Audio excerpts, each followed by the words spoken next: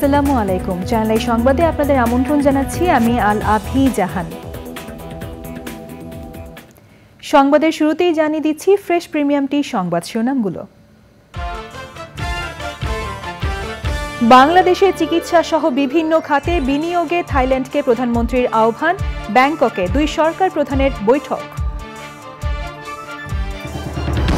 তীব্র দাবদাহে জনজীবনের সাথে বিপর্যস্ত কৃষি খাত, হিট স্ট্রোকে ব্রয়লার ও সোনালী মুরগির মৃত্যুতে দুশ্চিন্তায় খামারিরা। জালিয়াতির মাধ্যমে নেওয়া কারিগরি বোর্ডের ৫,০০০ সনদ বাতিলের উদ্যোগ, প্রযুক্তি সহায়তায় বুয়েটের সঙ্গে চুক্তি। ভারতে লোকসভা নির্বাচনে দ্বিতীয় দফার ভোট গ্রহণ চলছে। রাহুল গান্ধী সহ একাধিক হেভিওয়েট প্রার্থীর ভাগ্য নির্ধারণের দিন। এবং Standard Chartered Channel I Agro অ্যাওয়ার্ডের নবম মৌসুমের সমাপনী আজ। 11 ক্যাটাগরিতে সেরাদের জন্য পুরস্কার।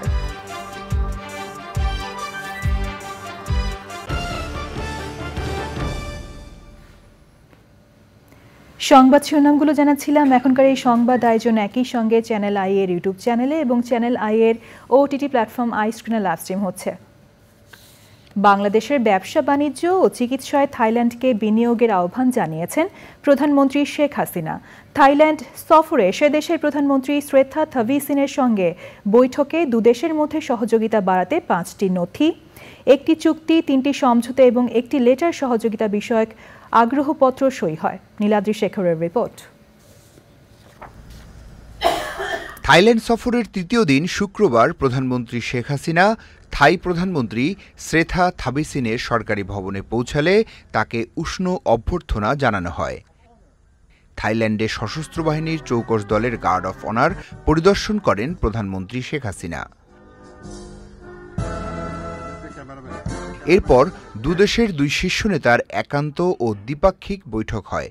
সেখানে দুদেশের মধ্যে সহযোগিতা বাড়াতে 5টি নথি, 1টি চুক্তি, 3টি সমঝোতা স্মারক ও 1টি সহযোগিতা বিষয়ক আগ্রহপত্র সই হয়।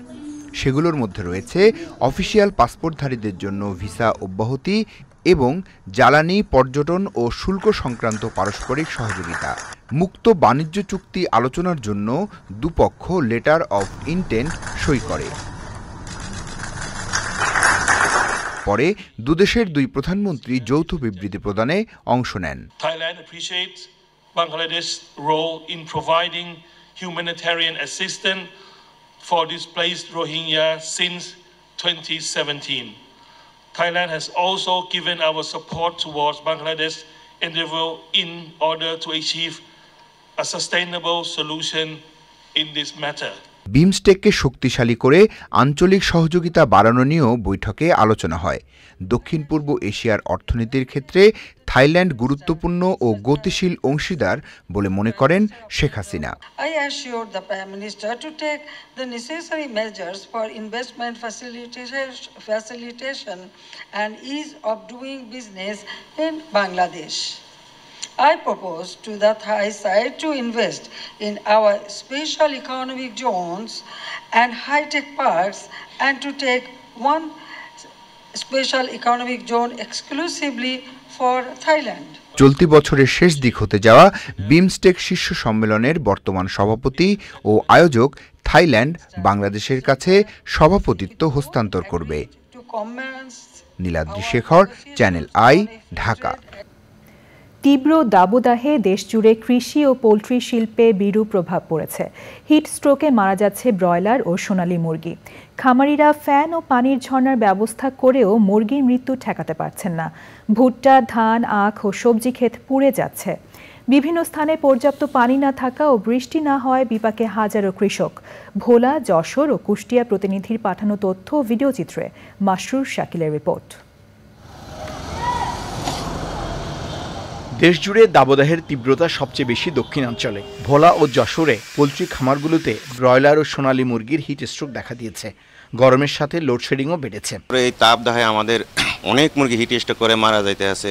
কারণ যদি ঠিকমতো থাকতো তো মোটামোটাটা ব্যবস্থা নেওয়া যেত। ডেলি মুরগি মারা যাচ্ছে আমাকে, মানে মুরগি অসুস্থ হয়ে যাচ্ছে, এত গরম। আমার ফার্মে পাকিস্তানি মুরগি ছিল প্রায় 1000 পিস থেকে মারা গেছিল এই তাপদার কারণে 5 পিস মারা গেছে। খামারিরা গরম থেকে মুরগি বাজাতে নানা ধরনের উদ্যোগ নিয়েও ফল পাচ্ছেন না। তাপমাত্রা এত বেশি, অন্য কিছুতেই কাজ হয় না। ফ্যান আছে, পানির শাওয়ার আছে, তারপরে এখানে খোলামেলা জায়গা, তারপরেও বাচ্চা প্রতিদিন মারা যাইতেছে। বেশি পরিমাণে যাতে ওই ঠান্ডা পানির ব্যবস্থা করতে পারি, ভালো করে ঠান্ডা পানি থাকবে, কিছু ভিটামিন মিনারেল স্যালাইন দিতে হবে। টিনের চালের উপরে পানি ফোয়ারা দিয়ে টিনটা ঠান্ডা রাখার চেষ্টা করি।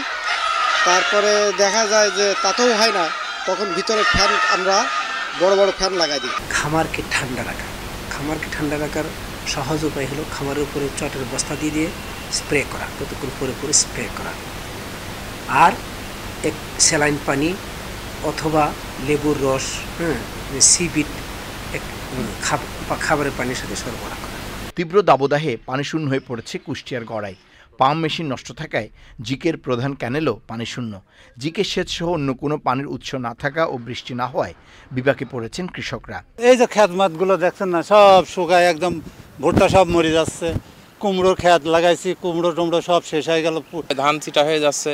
জিকের পানির আশায় লাগাইছিলাম, কিন্তু জিকের পানিও নেই এবং অন্য কোনো পানির ব্যবস্থাও নেই। এখানে কারেন্ট নাই কোনো, আমরা কিভাবে, বোরিং ছিল স্যালো দিয়ে উঠাম, কিন্তু পানি নাই, বোরিংয়ে পানি উঠছে না, কাজ কাম করা যাচ্ছে না। গরমে একদমে যে সব রাস্তায় আসি সব বসে পানি সারা দেওয়ার সময় আসি যাচ্ছে, এখন পানি পাচ্ছে না। কৃষিবিদরা বলছেন গরমের এমন পরিস্থিতি চলতে থাকলে বড় আবাদে বিপর্যয় হতে পারে।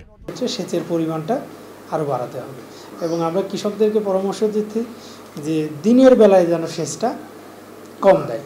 এইটা মানে বিকাল থেকে সন্ধ্যায় এবং রাত্রেবেলা সেচটা দিলে এই সেচের পানিটা দীর্ঘ সময় কিন্তু মাটিতে থাকবে। বৃষ্টি না হলে দাবদাহে সৃষ্ট হওয়ার সমস্যা কাটবে না বলে মনে করছেন পরিবেশবিদরা। Masrur Shakil, Channel I.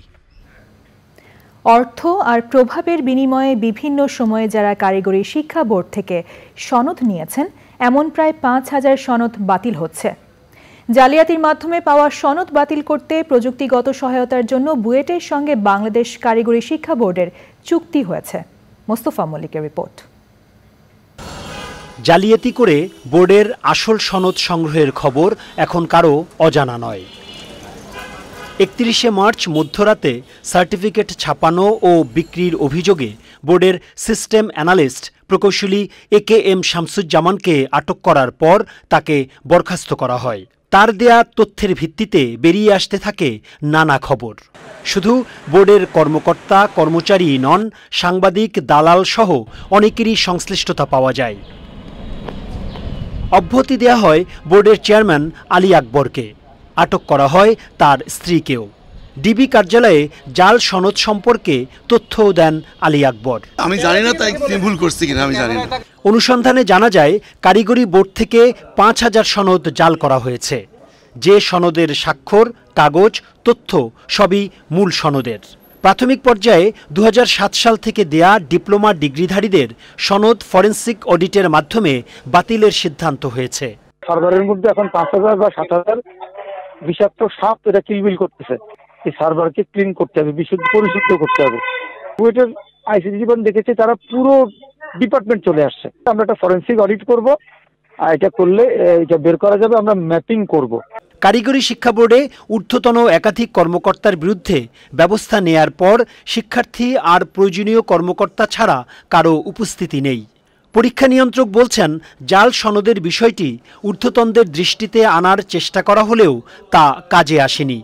আমার বিরুদ্ধে অভিযোগ এটা যে এইখানে যেহেতু আমি পরীক্ষা নিয়ন্ত্রক, কিছু হলে আমি তো কনসার্ন, তা আমি কাগজ দেখাই দিয়েছি, স্যার আমি আমার দায়িত্ব পালন করছি কিনা দেখেন, এভাবে আমি নিয়ে দেখাইছি।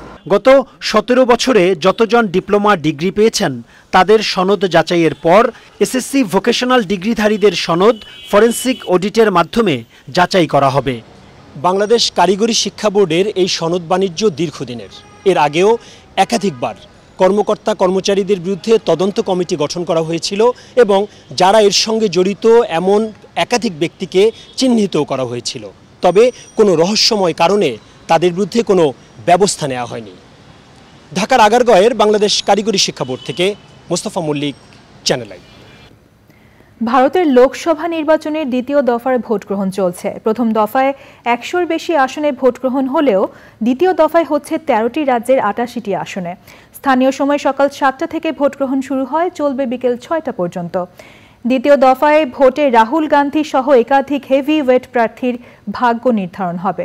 বিস্তারিত মাহফুজুল হাসানের রিপোর্টে। লোকসভা নির্বাচনের দ্বিতীয় দফায় ভারত জুড়ে 13 রাজ্যের 88টি আসনে ভোট গ্রহণ চলছে। কেরালার 20টি, কর্ণাটকের 14টি, রাজস্থানের 13টি আসনে ভোট গ্রহণ চলছে। মহারাষ্ট্র ও উত্তরপ্রদেশের 8টি করে এবং সেই সঙ্গে মধ্যপ্রদেশের 7টি এবং বিহার ও আসামের 5টি করে আসনে ভোট গ্রহণ চলছে। ছত্তিশগড় ও পশ্চিমবঙ্গের 3টি করে আসনেও ভোট হচ্ছে। এর বাইরে মণিপুর, ত্রিপুরা ও জম্মু কাশ্মীরের 1টি করে আসনে ভোট হচ্ছে। ভারতীয় বিভিন্ন সংবাদ মাধ্যম বলছে, দ্বিতীয় দফার ভোটে একাধিক হেভিওয়েট প্রার্থীর ভাগ্য নির্ধারণ হবে। এর মধ্যে প্রথম নাম রাহুল গান্ধীর। ভারতীয় জাতীয় কংগ্রেসের সাবেক সভাপতি ও দলটির অন্যতম শীর্ষস্থানীয় এই নেতা দেশটির দক্ষিণাঞ্চলীয় কেরালা রাজ্যের ওয়েনার থেকে প্রার্থী হয়েছেন। এ আসনে তার বিরুদ্ধে লড়ছেন বিজেপি প্রার্থী কে সুন্দরম। পশ্চিমবঙ্গের 3টি আসনে ভোট গ্রহণ চলছে। আসন 3টি হচ্ছে দার্জিলিং, বালুরঘাট ও রায়গঞ্জ। এখন পর্যন্ত ভোট গ্রহণ নিয়ে বড় ধরনের কোনো সহিংসতার খবর পাওয়া যায়নি। তবে প্রথম দফা ভোটের পর ভারতের প্রধানমন্ত্রী নরেন্দ্র মোদী ও কংগ্রেস নেতা রাহুল গান্ধী উভয়ের বিরুদ্ধে নির্বাচনী বক্তৃতায় মডেল কোড লঙ্ঘনের অভিযোগ আনা হয়েছে। অভিযোগের কয়েকদিন পর বৃহস্পতিবার বিজেপি ও কংগ্রেসকে নোটিশ পাঠিয়েছে দেশটির নির্বাচন কমিশন। এর আগে লোকসভা নির্বাচনের প্রথম দফায় ভোট গ্রহণ হয় 19 এপ্রিল। সেই পর্বে মোট 21টি রাজ্যের 102টি আসনে লড়াই হয়। প্রথম দফায় মোট ভোটার ছিল 16.63 কোটি। Mahfuzul Hasan, channel I. প্রত্যেক প্রবাসীকে দেশের দূত হয়ে বদলে যাওয়া বাংলাদেশকে বিশ্ব দরবারে তুলে ধরার আহ্বান জানিয়েছেন যুক্তরাষ্ট্রে বাংলাদেশের রাষ্ট্রদূত মোহাম্মদ ইমরান। সোনালী ব্যাংকের অ্যাপের মাধ্যমে দেশে টাকা পাঠানোর সুযোগের কথা জানাতে বিশেষ আয়োজনে প্রধান অতিথি ছিলেন তিনি। ওয়াশিংটন ডিসিতে বাংলাদেশ দূতাবাসে ওই আলোচনায় প্রবাসীদের জাতীয় বীর বলে উল্লেখ করেন সোনালী ব্যাংকের সিইও মোহাম্মদ আফজাল করিম। রিজভি নেওয়াজের রিপোর্ট। যুক্তরাষ্ট্রের 6টি স্টেট থেকে অ্যাপ ব্যবহার করে মুহূর্তেই বাংলাদেশে রেমিটেন্স পাঠানোর সুবিধা চালু করেছে সোনালী ব্যাংক। সোনালী এক্সচেঞ্জ সেকি অ্যাপ ডাউনলোড করে এখন দিনে রাতে যে কোনো সময় প্রিয়জনের ব্যাংক অ্যাকাউন্ট কিংবা মোবাইল ব্যাংক অ্যাকাউন্টে টাকা পাঠানো যায়। বিষয়টি সম্পর্কে প্রবাসীদের জানাতে যুক্তরাষ্ট্রের বিভিন্ন অঙ্গরাজ্যে গ্রাহক সমাবেশ করেছে সোনালী ব্যাংক। আমি কি ডিরেক্টলি আপনাদের অ্যাপের থ্রুতে ওই দোকানকে পয়সা দিতে পারবো? না না, এই অ্যাপটা তো হচ্ছে আপনাদের বিদেশ থেকে ডলার প্রেরণের জন্য আপনাদের পাঠানো একই রকম 2000 1000 তো সম্ভব না। তো আপনাদের লং টার্ম গোলটা কি যে আপনাদের কাছ থেকে কি পাঠানো যাবে ভবিষ্যতে? সরকারের 2.5% প্রণোদনা সহ রেমিটেন্স হিসাবে পাঠানো পুরো টাকাই তাৎক্ষণিকভাবে দিচ্ছে সোনালী ব্যাংক। আমাদের অ্যাপসের মাধ্যমে এট এ টাইম $2000 পাঠাতে পারবেন এট এ টাইম, আর মাসে $8000, তাই না? মাসে $8000 অ্যাপসের মাধ্যমে পাঠাতে পারবেন। তো এটি হচ্ছে রেগুলেটরের আপনার নির্দেশনা, তো সেটি আমরা ফলো করছি। ওয়াশিংটনে বাংলাদেশ দূতাবাসে সোনালী ব্যাংকের গ্রাহক সমাবেশে বেশি প্রবাস আয় পাঠালে সরকারের বাইরে গিয়ে প্রবাসীদের সিআইপি কার্ড দেওয়ার কথা বলেন রাষ্ট্রদূত। 90-এর দশকের থেকে আমরা এই কাজ করে যাচ্ছি, দূতাবাসে কাজ করি। তো তখন কিন্তু খুঁজে পেতাম না যে কি বলবো বাংলাদেশকে, অনেক মানে এর কথা ছিল, নেগেটিভ জিনিসগুলোই বেশি আসতো। কিন্তু এখন আমাদের এত পজিটিভ জিনিস আছে যে আমার মনে হয় যে আমরা যদি সেটাকে বলি তাহলে মানে অনেক সামনের দিকে আমরা এগিয়ে যাব। সোনালী এক্সচেঞ্জ অ্যাপে লেনদেন শতভাগ নিরাপদ, কারণ এটা যুক্তরাষ্ট্র সরকার অনুমোদিত। রিজভি নওয়াজ, চ্যানেল আই, যুক্তরাষ্ট্র। স্ট্যান্ডার্ড চার্টার্ড ব্যাংক ও চ্যানেল আই এর যৌথ উদ্যোগে Standard Chartered Channel I Agro অ্যাওয়ার্ডের 9ম সিজনের সমাপনী অনুষ্ঠান আজ। মর্যাদাপূর্ণ এই আয়োজনে জুরি স্পেশাল ও আজীবন সম্মাননা সহ অ্যাগ্রো অ্যাওয়ার্ডের 11টি ক্যাটাগরিতে সেরাদের হাতে পুরস্কার তুলে দেওয়া হবে। পরাগ আজিমের রিপোর্ট।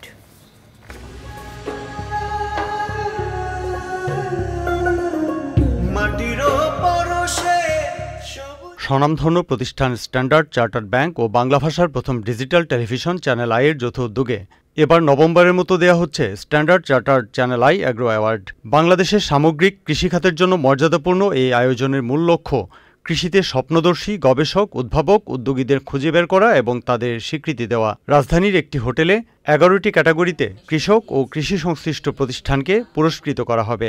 যে বিজয়ীদেরকে পেয়েছি সাথে থেকে অসম্ভব এফেক্টিভ এবং ইনোভেটিভ ফার্মার এবং প্রত্যেকটা ইনস্টিটিউশন যারা রেকগনাইজ হচ্ছে তারাও কিন্তু খুব ইম্প্যাক্টফুল কাজ করছে আমাদের এগ্রিকালচারাল সেক্টরে। সো কৃষি খাতে যারা অবদান রাখছে তারা আমাদের দেশের জন্য অত্যন্ত জরুরি। স্ট্যান্ডার্ড চার্টার্ড ব্যাংক কৃষি খাতে অবদান স্বরূপ আমাদের যারা কৃষি খাতে ইম্প্যাক্টফুল কাজ করছে তাদেরকে রেকগনাইজ করতে পেরে আমরা নিজেরাও আসলে পরিপূর্ণতা লাভ করছি।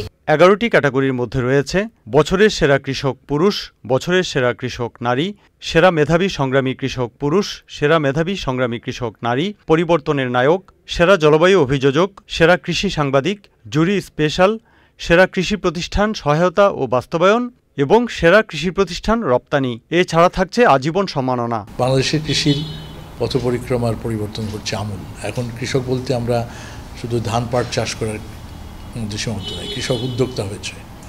হ্যাঁ, কারণ নূতন প্রজন্মের হাত দিয়ে কৃষির এই উদ্যোগগুলো সৃষ্টি হচ্ছে।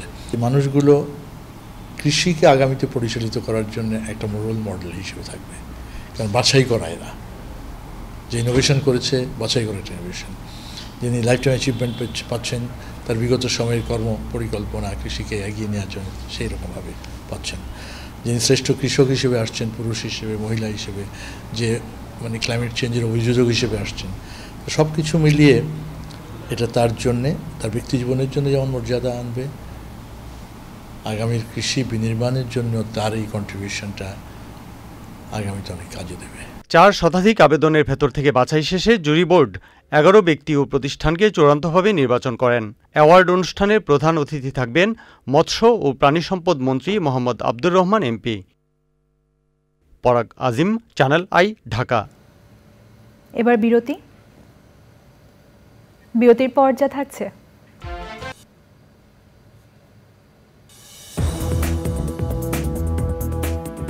ফিরে এলাম বিরতির পর। ফরিদপুরের মধুখালী মন্দিরে কিভাবে আগুনের সূত্রপাত হয়েছিল তা এখনও নিশ্চিত হতে পারেননি তদন্তকারীরা। তবে পুলিশ বলছে ঘটনাকে কেন্দ্র করে দুজনকে পিটিয়ে হত্যা, হামলা ও নাশকতাকারী এবং তাদের ইন্ধনদাতাদের শনাক্ত করেছে পুলিশ ও গোয়েন্দারা। ঢাকা রেঞ্জের ডিআইজি সৈয়দ নুরুল ইসলাম জানিয়েছেন, ঘটনায় যারাই দায়ী থাকুক তাদের ব্যাপারে দলমত বিবেচনায় নেওয়া হবে না, অপরাধী হিসেবেই তাদের বিচারের আওতায় আনা হবে। এবার নিটোল টাটা কৃষি সংবাদ।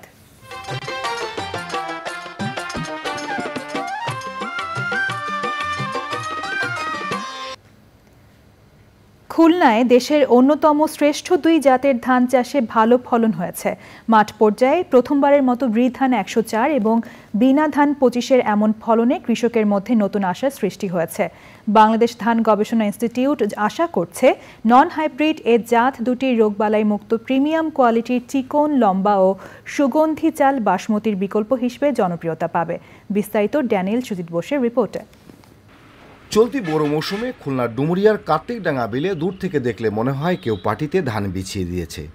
ধানের ভারে নুয়ে পড়েছে গাছ, লম্বা ছড়ায় চিকন সুগন্ধি। ব্রি ধান 104 এবং বিনা ধান 25-এর রোগবালাই হয়নি বা বাতাসে হেলে পড়েনি। স্বল্প সময়ে ধান পাকায় কৃষক দ্রুত ঘরে তুলতে পারবেন। হ্যাঁ, 114 আর আছে বিনা 25। আমি তো লাগাবো, তো ধানটা দেখতে আসলাম যে ধানটার গ্রোথ খুব ভালো এবং বাল ছড় খুব লম্বা, যাতে আগামীতে এই ধানটা লাগাতে পারি তার জন্য আসলাম।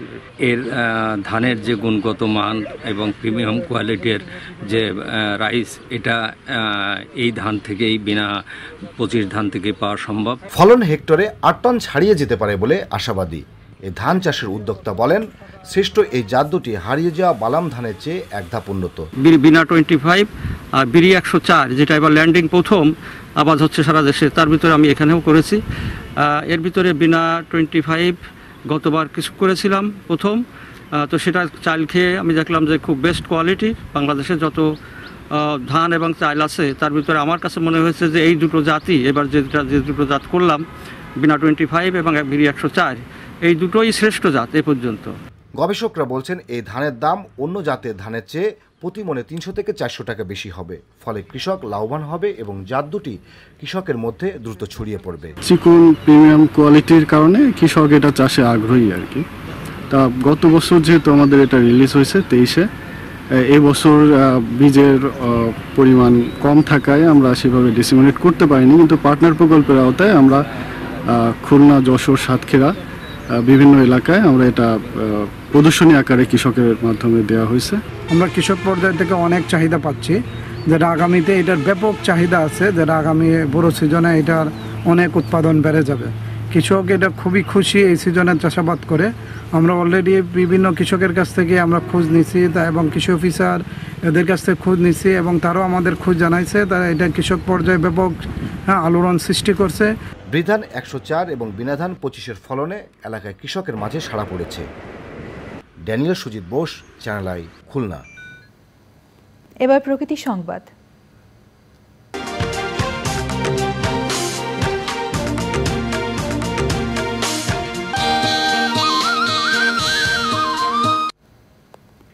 পদ্মার ভাঙন রোধে শরীয়তপুরের নড়িয়া ও সখীপুরের স্থায়ী বাঁধগুলো বিনোদন কেন্দ্রে পরিণত হয়েছে। উৎসব কিংবা অবসরে নদী আর প্রকৃতির সৌন্দর্য উপভোগে দূর দূরান্ত থেকে আসেন মানুষ। জাজিরার রূপসী বাংলা এভিনিউয়ের কাজ শেষ হলে এ অঞ্চলে নদীভিত্তিক পর্যটন কেন্দ্র গড়ে উঠবে বলে আশা করছেন জনপ্রতিনিধি সহ স্থানীয়রা। এস এম মজিবুর রহমানের রিপোর্ট। 5 দশকেরও বেশি সময় প্রতি বর্ষায় পদ্মা পাড়ের জনপদে কেবলই দেখা যেত নদী ভাঙনের তাণ্ডবের করুণ চিত্র। 2019 সালে মুলফতগঞ্জে স্থায়ী রক্ষাবাঁধ নির্মাণের পর থেকে পাল্টে গেছে দৃশ্যপট। 2018 সাল পর্যন্ত পদ্মার ভয়াবহ ভাঙনের আতঙ্কের জনপদ ছিল এটি। মাত্র 6 বছরের ব্যবধানে 5 দশকেরও বেশি সময় থেকে ভাঙন কবলিত জয় বাংলা এভিনিউ এখন বিনোদন কেন্দ্র। সখীপুরের সোনার বাংলা এভিনিউ ও জাজিরার রূপসী বাংলা এভিনিউয়ের কাজ শেষ হলে এই জনপদের মানুষ শুধু পদ্মার স্থায়ী ভাঙন থেকেই রক্ষা পাবে না, এই অঞ্চলটি হয়ে উঠবে বিনোদন কেন্দ্র। সেই প্রত্যাশার প্রহর গুনছে শরীয়তপুরবাসী। শহুরে জীবনের ছুটে চলার ক্লান্তি দূর করতে অনেকেই ছুটে যাচ্ছেন নদী তীরে। আমরা এই জায়গাটাকে খুব ভয় পাইতাম, নদী ভেঙে গেছে, সকালে বাড়িঘর।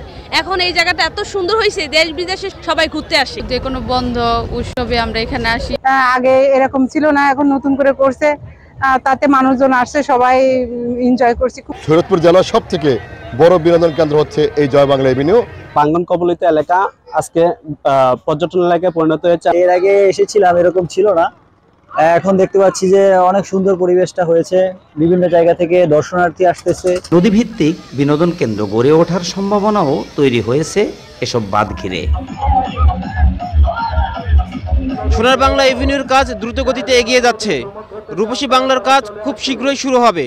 এই সমস্ত কাজগুলো যখন শেষ হবে তখন এই এলাকা শুধুমাত্র নদী ভাঙন থেকে রক্ষা পাবে না, পাশাপাশি এটি নদীভিত্তিক একটি বিনোদন কেন্দ্রে পরিণত হবে। পদ্মা সেতু থেকে জাজিরার রূপসী বাংলা, নড়িয়ার জয় বাংলা, সখীপুরের সোনার বাংলা, এই 30-32 কিলোমিটার হবে বাংলাদেশের মধ্যে সবচেয়ে বড় একটা পর্যটন কেন্দ্র। স্থায়ী রক্ষাবাদের হাত ধরে বদলে যাবে পদ্মাপাড়ের জনপদের জীবন জীবিকা, এমন প্রত্যাশা স্থানীয়দের। শরীয়তপুর থেকে S M Mojibur Rahman, channel I. এবার খেলার খবর।